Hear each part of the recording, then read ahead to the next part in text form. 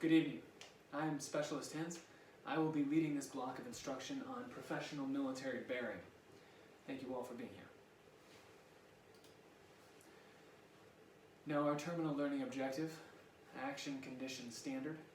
Our action will be to explain the core components and concepts as well as the importance of professional military bearing.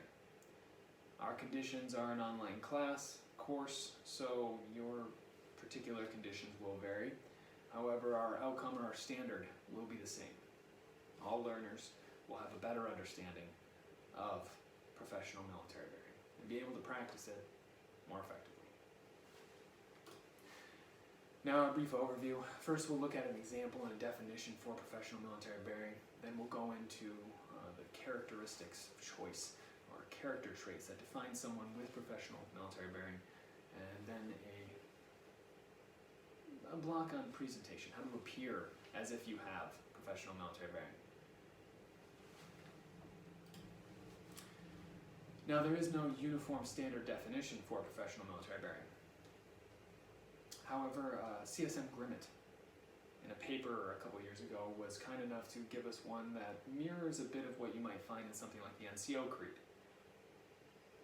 CSM Grimmett says, conducting oneself in a professional manner to bring credit upon oneself and the Army at all times. It's a pretty good one. It makes sense to all of us, right? How about an example? The Civil War. This is Major General William Tecumseh Sherman. I'm sure some of you have heard of General Sherman before. He's pretty famous as far as generals go. He's remembered by historians as potentially the first modern general following a mentality of total war, the scorched earth policy, right? Burn as you go, to break the will of the Confederate people and stop supporting that cause. Now, his tactics in war are not what bring us here today, though effective. You know, he did take the surrender of Mississippi, North Carolina, South Carolina, Georgia, Florida, all of them. Many of them personally. However, we're looking at him and his character. Now before we move on to the example I want to use today, it's good to know that he was a more complex person. Right? I'm not going to sit here and pretend like he was an angel in any way, shape, or form.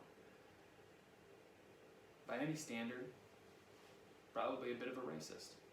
And not a, obviously not enough of a racist to join the Confederacy, and didn't believe that African Americans belonged in slavery. However, he wasn't necessarily an abolitionist, and he wasn't pushing that cause before the war. He got better as the war went on. We'll talk about that maybe just a hair. But he also had an incredible distaste for politics, which is maybe something we can relate to more at this time. In fact, as an example, he was asked by a reporter after the war if he would consider running for president. And his response was something along the lines of, if he had to choose between 4 years as the president in the White House and 4 years in a penitentiary as a prisoner, he would take the 4 years in the penitentiary. I might too. Now, our example. William Tecumseh Sherman, like we said, took the surrender of the Confederate troops in Georgia, specifically Savannah. And upon his arrival there was a meeting with Secretary Stanton, the Secretary of War under President Lincoln, and a number of the African American leaders, leaders of that community there in Savannah. They were very concerned over the conditions of the freed people living in Savannah, the newly freed people. They wanted to talk to him about how to improve it. Now already we have a general, a politician, and a number of African American leaders, prominent African American leaders. Now, the meeting went about. Its contents are irrelevant to our conversation, but after the meeting, one of those African American leaders, a Baptist minister, Garrison Frazier, he was asked what he thought of General Sherman, and his response colors the picture that we would like people to color for us after they meet us and interact with us. Some of us called upon him immediately upon his arrival. And it is probably he did not meet Secretary Stanton with more courtesy than he met us.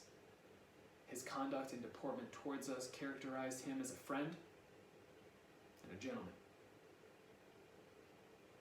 Now, to have anyone say that you're a friend and a gentleman, and say that you treated them better than you treated the Secretary of War as a general,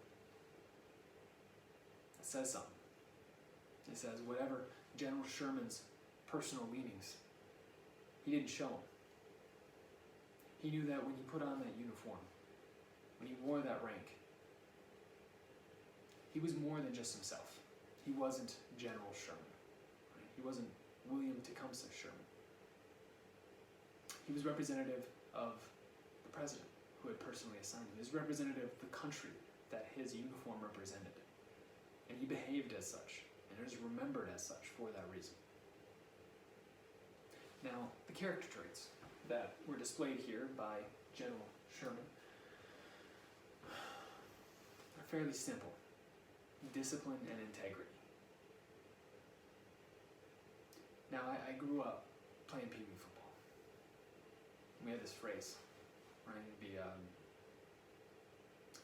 do the right thing even when no one's looking.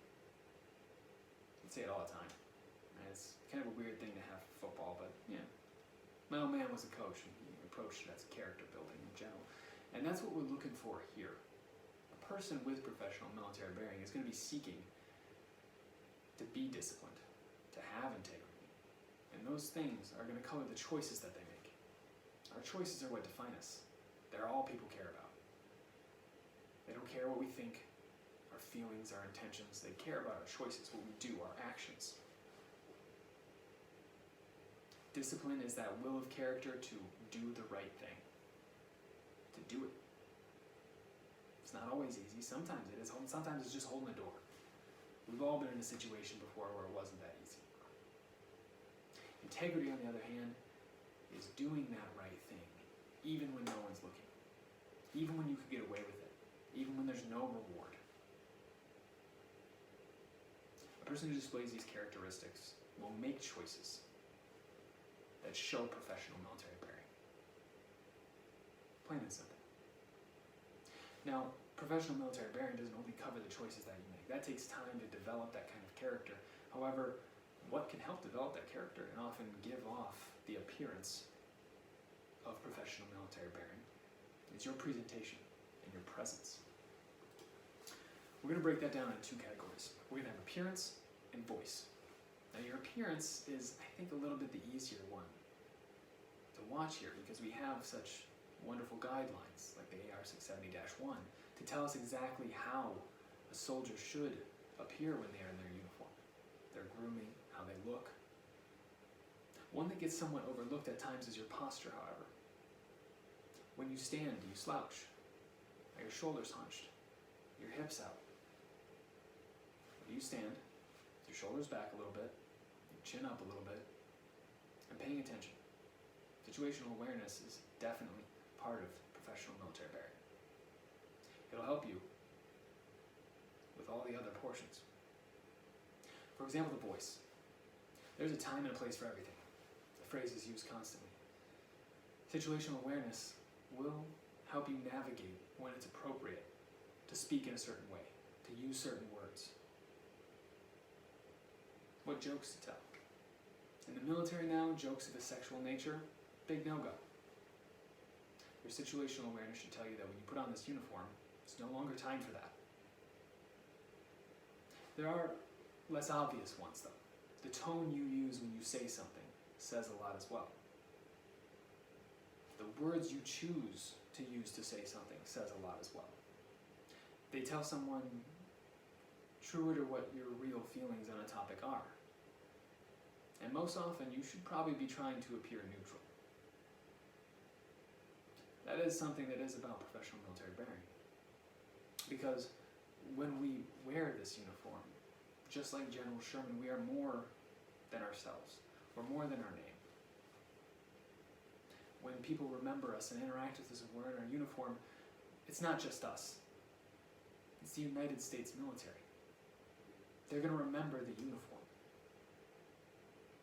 not necessarily who is wearing it. But they they will remember what you did, the choices you made.